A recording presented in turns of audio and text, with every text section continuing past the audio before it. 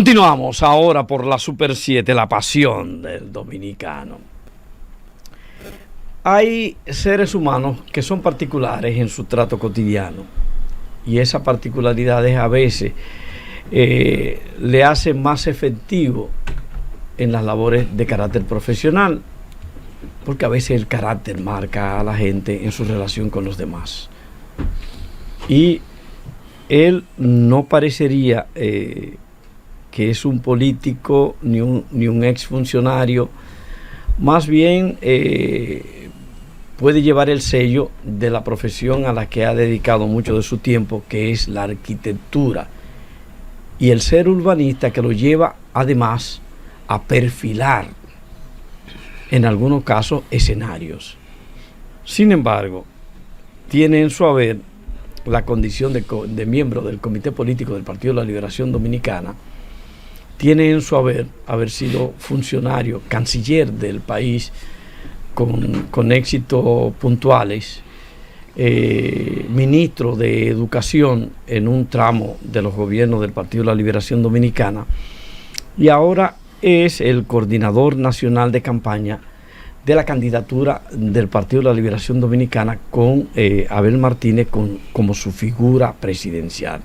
Andrés Navarro, bienvenido. Buenas tardes, muchísimas gracias por la invitación. Un placer estar aquí con todos ustedes y con el público que les sigue. Andrés, el país está en un proceso electoral que todavía no se ha definido del todo, porque las candidaturas, las figuras presidenciales que están compitiendo, todavía faltaría la decisión de los procesos internos de los partidos que la postulan.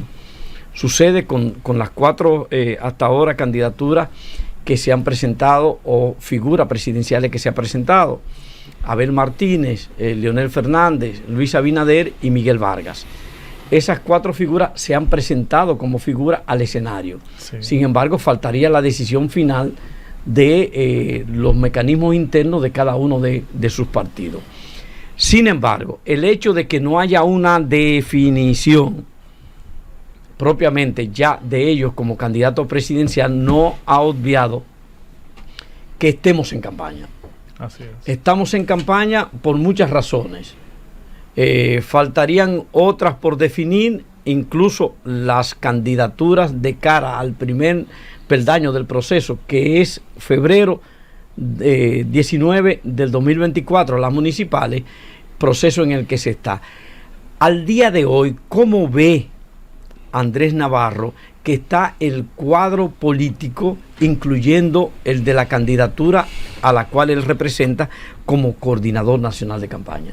Bueno, en términos generales, yo entiendo que los partidos han ido al ritmo que se ha establecido en el calendario electoral por la Junta Central Electoral. Es decir, cada organización política pues ha ido agotando los procesos internos que implican la presentación ya oficial de las candidaturas. Estamos, como ustedes recordarán, hoy en día concluyendo ya en la etapa final de lo que se denomina la pre-campaña electoral.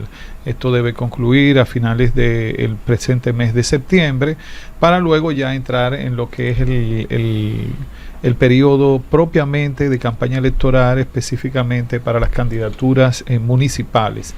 En el caso nuestro, pues tenemos ya nuestra figura presidencial, que es el compañero Abel Martínez, que ha estado agotando una intensa agenda en todo el territorio nacional, y que para el mes de octubre ya la Comisión Nacional Electoral del PLD definirá el día.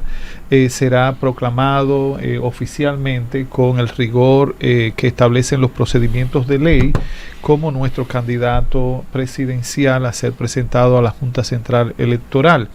Y esto ya pues la Comisión Nacional Electoral del PLD definirá el mecanismo y el día que vamos a hacerlo. Con respecto a las candidaturas locales, que es un trabajo, y como ustedes sabrán, increíblemente intenso y extenso, el PLD ya está agotando los últimos mecanismos para su definición. Ya la Comisión Nacional Electoral ha establecido el calendario de las asambleas de delegados para seleccionar a nuestros candidatos a vocalías y a regidurías, y también las encuestas que se han estado aplicando en todo el territorio nacional y que continuarán aplicándose en las demarcaciones que faltan hasta final de este mes de septiembre para seleccionar las posiciones de alcaldes, de directores de distrito, también de diputados y senadores. Es decir que en el caso concreto del PLD estamos al ritmo, estamos bien cónsonos con las fechas que ha establecido la Junta Central Electoral. En el marco de la calendarización que hace la Junta, estas candidaturas deben presentarse a finales de octubre, principio de noviembre, donde se presente ya como el paquete completo de candidaturas, incluyendo aquellas que van con alianzas con otras organizaciones políticas. El procedimiento de las encuestas es sobre el mismo tema. Sí. ¿Aplicaría para todos los partidos o específicamente para las tres principales fuerzas políticas envueltas en la alianza recientemente anunciada por el ingeniero Miguel Vargas, presidente del PRD? Sí. No, Luis José, cada partido presenta ante la Junta, o debió presentar un mes atrás, cuáles iban a ser los mecanismos que, establecidos en la ley, los partidos seleccionan para la escogencia de sus candidaturas. En el caso específico del PLD, nosotros hemos optado por encuestas para las posiciones de senadores, diputados, alcaldes y directores de distrito, y de asambleas de delegados para las vocalías y las regidurías. En el caso de nuestra figura presidencial, será ya oficialmente seleccionado o designado en una asamblea, en un pleno dirigente, una asamblea de delegados, donde por aclamación pues será ya presentado formalmente a la Junta Central Electoral. Anibelka Rosario. Bueno, mi pregunta un poco lo saca, ¿verdad?, de este escenario político o partidista, pero es aprovechando su experiencia como dirigente político, como exfuncionario, conocedor, ¿verdad?, de varios aspectos, pero sobre todo por su experiencia en la Cancillería de la República, sí, a propósito de esta situación tensa con Haití, no novedosa, porque siempre algo hay, a la luz de que empresarios haitianos, no el gobierno, aparentemente no es el gobierno, aunque el gobierno con su silencio los está apoyando, pero que empresarios haitianos están aprovechando o quieren aprovechar las aguas del Masacre o del río Dajabón haciendo el canal. Usted sabe la decisión del gobierno dominicano, la respuesta es de cierre de la frontera, de anulando visados y todo esto. ¿Qué lectura usted hace? ¿De qué manera entiende que se debe conducir esto? ¿Cómo se ha estado haciendo o tiene alguna otra idea particular? Bueno, Anibelka, las medidas que está tomando el gobierno dominicano podemos entenderla en algún grado de validez, pero son tardías. Porque la pretensión de hacer este canal no es de ahora. Recuerden que el año pasado tuvimos todo este problemas. Empezaron en el 21. O sea, lo empezaron en el 21. Entonces, estamos esperando ahora cuando el canal ya tiene un alto nivel de ejecución. Eso ha sido un error. Pero digamos, más allá de lo tardío que ha sido la medida es necesaria, el conjunto de medidas es necesario. Cuando vemos la convocatoria de este especie de Consejo de Seguridad Nacional, esa convocatoria es correcta. Lamento que entre los convocados solamente hayan invitado al director del INDRI, que tiene que ver con la materia que nos ocupa, pero ahí también debió estar el ministro de Medio Ambiente, porque es frente a los organismos internacionales, este es un hecho que atenta contra el equilibrio ambiental, contra las políticas de mejoramiento ambiental de la frontera. Debió estar también el ministro de Agricultura, porque aparentemente... La excusa es que es agrícola el uso. Pues exactamente, por eso. Aparentemente la excusa es que es agrícola y nosotros tenemos programas y acuerdos en ese ámbito con Haití. Pero bueno, fue muy válido el que se haya convocado. Estas medidas, muchas de ellas son válidas desde mi punto de vista también. O sea, ya hay que tomar medidas extremas. ¿Por qué? Porque hay que presionar por todos los ámbitos. Hay que presionar al empresariado haitiano. El gobierno haitiano, ustedes saben, Haití ahora adolece de un Estado, no existe. El Estado de Haití se disolvió antes del de la presencia del presidente Jovenel. Ya estaba en proceso de disolución y con el asesinato de él prácticamente ha quedado. No hay Congreso, no hay sistema de justicia. Y partiendo del tratado del 29 ratificado posteriormente, el artículo 10, ¿usted entiende que ciertamente no tienen, en este caso los haitianos, bien podrían ser los dominicanos, derecho a aprovechar las aguas del Masacre? Unilateralmente no tienen ningún derecho. O sea, cuando tú defines fronteras, tú estableces tratados, que en estos casos son bilaterales. Hay casos excepcionales que son entre 3 estados, como pasa en Sudamérica, pero en este caso son bilaterales. Y cuando se establecen la protección de esa frontera, tiene que ser también un acuerdo bilateral. Y en esa medida se establecen mecanismos de acción conjunta para determinadas situaciones, especialmente cuando hay situaciones de catástrofe, de incidentes no previstos. La acción de los gobiernos debe ser conjunta. En este caso, ¿por qué está pasando esto? Es porque no hay Estado en Haití. O sea, fíjense que ni siquiera es una acción oficial del gobierno haitiano, donde uno tendría un interlocutor más identificable. Ahora estamos hablando de que son empresarios haitianos. Hay que ver qué significa la palabra empresario en un estado de situación de inseguridad como la que perdura en Haití. ¿Saben? Habrá que ver quién es que está detrás de todo esto. Pero mientras eso ocurre, el gobierno dominicano debe tomar todas las medidas de presión. Entre esas medidas está el cierre de nuestros consulados, o sea, el otorgamiento de visados. Esa medida es una medida extrema, que esto es un momento para presionar. El cierre de la frontera lamentablemente tiene un impacto muy negativo en algunas comunidades dominicanas, como es el caso de Dajabón. Pero llega un momento en que el Estado tiene que radicalizarse. Y este es el momento para eso, porque si esa infraestructura continúa desarrollándose, el daño extraordinario que le va a provocar al lecho del río es, no sabemos la magnitud a la que pueda llegar, pero sabemos que va a ser muy negativa. Pero por otro lado, esa medida que se ha decidido en el día de hoy de retomar el proyecto de construcción de la presa en las partes más altas, es una medida que es un proyecto que ya tiene años y que, bueno, se va a tomar la decisión. Lo que esperamos, presidente Abinader, es que no sea una decisión postiza de simple y llanamente colocación de una imagen, sino que real y efectivamente se inicie la construcción de esa infraestructura, porque ese problema de desvío, supongan ustedes que lo resolvamos ahora con los niveles de presión que se puede establecer, pero no va a eliminarse ese riesgo y esa posibilidad en el futuro a mediano plazo.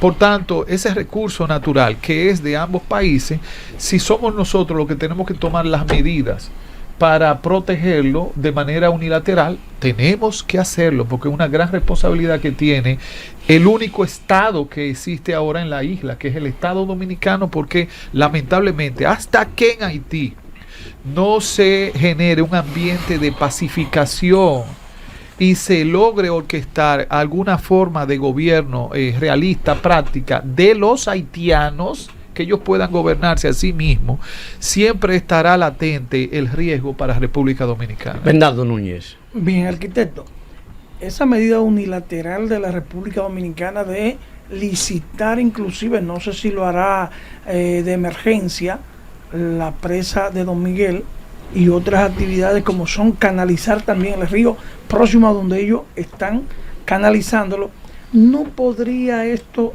el problema, endurecerlo, provocar una situación más difícil, partiendo del punto de vista que el tratado de 1929 en el artículo 10 es específico y dice que no se puede permitir desviar los ríos y cursos de agua, pero no en desmedro de que los gobiernos de ambos países puedan usarlo con fines agrícolas, con fines industriales, que es lo que ellos están haciendo. No, sí, pero no de manera unilateral. Pero, o sea, ¿y la construcción de la presa de Don Miguel no sería unilateral? No, pero en el caso de la presa de Don Miguel, esa presa no atenta contra la preservación del recurso natural, del río y de su lecho. No afecta su curso. ¿Por qué no? No, porque las presas no son para afectar los ríos, es para controlar y regular un recurso natural que pero afecta aguas abajo, afecta la cantidad de aguas abajo que pueda ser servida. No, tú la administras, no la afecta, porque la palabra de afectación, o sea, no la desaparece, pero la administra, y yo puedo administrarla como Estado a mi criterio, y bueno, que el otro Estado sienta afectado. A nivel, bueno, el otro país, el otro Estado. A ver, el otro grupo de personas. Tiene que haber un Estado que en este caso, en una situación como, porque no nos podemos abstraer de una realidad que tenemos, que es que el mismo Poder Ejecutivo que apenas queda en Haití expresa que no tiene el control de esto. Sí. Entonces, la República Dominicana no puede dejarse estrangular, no puede arrodillarse frente a una ficción cuando tenemos una realidad que nos está golpeando. Bien. Por esa razón tenemos que tomar decisiones drásticas. Carlos del Pozo. Andrés, bueno, gracias por compartir con nosotros en esta tarde. Yo quiero apelar un poco a su experiencia política y en su rol de coordinador de campaña de la candidatura de Abel Martínez. En el panorama electoral local se está dando una situación para mí incomprensible o hasta extraña de cierto modo, y es que el presidente de la República, que busca la repostulación, o que el pueblo lo reelija, en sus dos últimas salidas electorales, pues ha planteado como una de sus fortalezas y como una de sus estrategias el tema moral, el tema de la superioridad moral, la diferencia, la distancia con respecto a la oposición. Hemos visto que la población, por otro lado, siente algunos niveles de inconformidades con los temas como los apagones, el costo de la vida, entre otras cosas. Yo le pregunto, este partido, al momento de asumir la propuesta electoral, pues hizo un programa de gobierno ambicioso que la gente lo compró. De alguna manera que el gobierno haya tenido que apelar, inclusive pasando por el Camposanto este fin de semana, a dos figuras estelares de la política que eran antirreeleccionistas de por sí. ¿Cómo visualiza usted y cuál sería la visión, si la maneja, del candidato Abel Martínez ante esta circunstancia donde la gente esperaba que el gobierno pudiera mostrar otros resultados? Bueno, claro, Abel ha sido muy insistente con sus críticas a la forma de gestión del gobierno de Abinader. Bueno, y el problema principal es la falta de gerencia que hay en este gobierno. No solo es el problema en la frontera, es que la comida está cara. Es que hoy vemos que siguen basados en marketing, porque el campo está en estado de emergencia. Sin coherencia en los hospitales no hay camas, no hay medicamentos. A ver, lo que está planteando es un criterio de honestidad verdadero. De terminar las obras no hay mayor honestidad que la coherencia entre por eso hoy la salud está colapsada. Educación es una improvisación constante y permanente de Abinader en estos 3 años como gobierno, porque no podemos, yo he escuchado a analistas hablar a abstraer a Abinader de lo que es el gobierno, y eso no puede ser, eso es pura ficción. O sea, el presidente en su condición de presidente ya no es un individuo, no una persona, es un colectivo que está dirigiendo la República Dominicana. Y todo lo que pase en el gobierno, de una u otra manera, él es corresponsable. Entonces, ¿cómo él puede plantear un discurso de honestidad cuando, primero, lo que dice públicamente, en la mayoría de los casos, no se corresponde con la realidad? Eso es algo que le atañe a él, y no puede decir que lo están engañando. Y por otro lado, el comportamiento de las instituciones, nada más pensar, y es lo que he estado señalando de manera insistente, ¿cómo puede ser el que se vaya experimentando en estos 3 años un deterioro permanente de los servicios públicos? Nada más pensar que Abinader es capaz de utilizar la palabra oscuridad como una expresión peyorativa con respecto a la oposición, cuando él es el que patrocina y auspicia la oscuridad en la mayoría de los barrios de nuestras ciudades, con los enormes apagones e interminables apagones. ¿Cómo puede ser que él esté acuñando las figuras que formaron los partidos en el caso nuestro, el PLD, asumiendo que estaría más vinculada a su práctica, cuando todo ha sido todo lo contrario? Entonces, el llamado de atención al presidente Abinader es que por fin, así sea en este último año, comience a gobernar de verdad la República Dominicana. Y que el trabajo de candidatura que no ha parado desde que llegó al Palacio, lo vincule realmente a una práctica con resultados. Ya prácticamente se le acabó el tiempo para gobernar. De eso es que se trata. Yo les digo a ustedes y les reitero, Abel Martínez tiene el perfil perfecto para la presidencia de la República en unas condiciones como la que el PRM va a dejar a República Dominicana.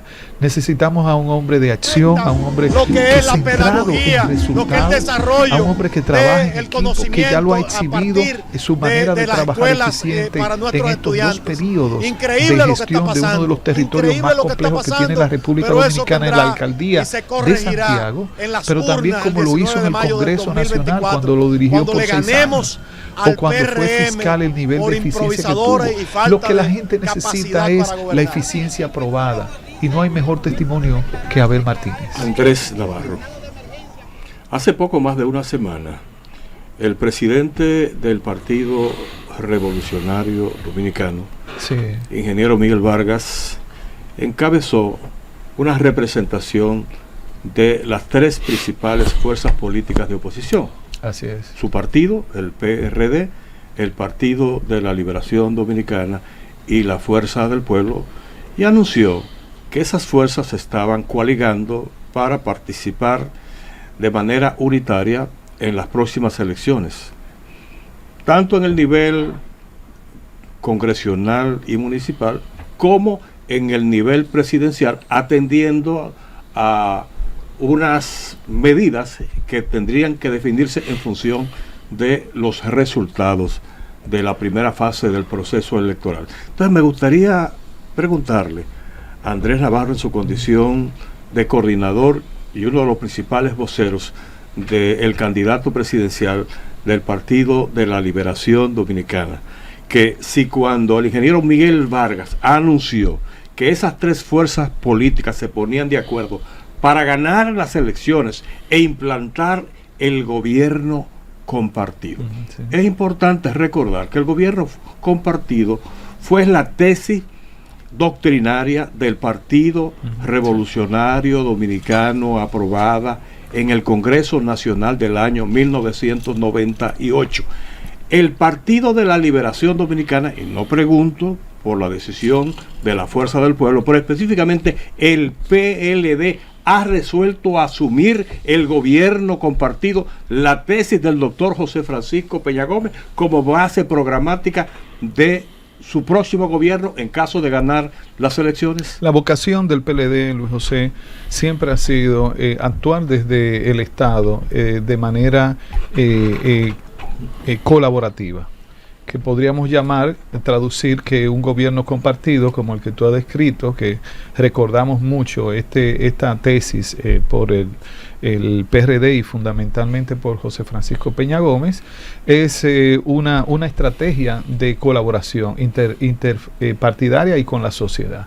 Y el PLD tiene esa vocación. De hecho, los testimonios de las gestiones del PLD que muestran contundentemente que es una organización capaz de gobernar de acuerdo con las fuerzas políticas y la sociedad, fue la convocatoria y la formulación de la Estrategia Nacional de Desarrollo. Entonces los organismos de dirección calificados del PLD probablemente deberían aprobar ese planteamiento y claro, esa posición. Claro, sí, porque hasta ahora, que yo sepa, no se ha hecho ningún acuerdo interno en el PLD para asumir, por ejemplo, como predicamento doctrinario el gobierno compartido. No, lo que pasa es que nosotros tenemos otras categorías que pueden ser coherentes con esas categorías. O sea, que van en definitiva a la búsqueda de que la democracia se logra con mayor eficiencia cuando es colaborativa, cuando es participativa.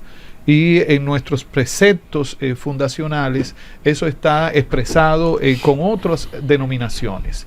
Pero nuestra práctica, nada más pensar que en nuestros gobiernos fue que se desarrolló el contrato social, que ha sido denominado la Estrategia Nacional de Desarrollo y que la convertimos en ley en el 2012 como Ley 1-12. Muy relegada. ¿Es? Muy relegada en los gobiernos del PLD. No, del PLD no, al contrario. El nivel de no, déjame decirte, porque te puedo hacer un rosario. La Estrategia Nacional de Desarrollo por ley orgánica. Luis José, mira, déjame decirte, te voy a dar un rosario de acciones que están dentro de la Estrategia Nacional de Desarrollo, especialmente en los últimos 2 periodos, que corresponden precisamente a la Ley 1-12. La primera cuestión fue, en esa ley se plantearon 3 pactos fundamentales en la Estrategia Nacional de Desarrollo. Primer pacto, el pacto por la reforma educativa. ¿Se hizo o no se hizo en el gobierno del PLD? Y se aplicó el 4%, que fue un acuerdo con la sociedad. Y comenzamos a desarrollar la educación en el marco de la Estrategia Nacional de Desarrollo y en otro contrato social, que fue el Pacto por la Reforma Educativa. Eso fue una demanda de la sociedad que el PLD convirtió en políticas públicas. El segundo fue el pacto eléctrico, que nosotros lo llegamos con tantos tropiezos, se logró formular, diseñar y que todas las fuerzas y la sociedad estuvieron de acuerdo, menos el PRM. El PRM nunca quiso firmarlo y lo boicoteó. Sí. Ahora, cuando llega, entonces el mismo documento que boicoteó convoca a la sociedad para firmarlo y a los otros partidos. Todos los asumen ese pacto. ¿Y qué ha hecho el PRM con respecto al pacto por la reforma del sector eléctrico? Nada. Sí, subieron la tarifa. Pero además, todas las inversiones que se hicieron en salud en el gobierno del presidente Danilo Medina corresponden a la Estrategia Nacional de Desarrollo. La labor desde el Ministerio de Medio Ambiente, ese programa, esa política de gestión ambiental también corresponde a la Estrategia Nacional de Desarrollo. Es decir, la carta de ruta que llevaron los gobiernos del presidente Danilo Medina y el PLD fue la Estrategia Nacional de Desarrollo. Eso sí tengo que aceptarte lo que en estos últimos 3 años la Ley 1-12, Estrategia Nacional de Desarrollo, ha sido letra muerta por este gobierno. Bien, vamos a pedir la venia del invitado Andrés Navarro para ir a una pausa comercial ahora por la Super 7, luego de lo cual viene Rescate, RD, las alianzas, las municipales y demás, ahora por la Super 7, la pasión del dominicano.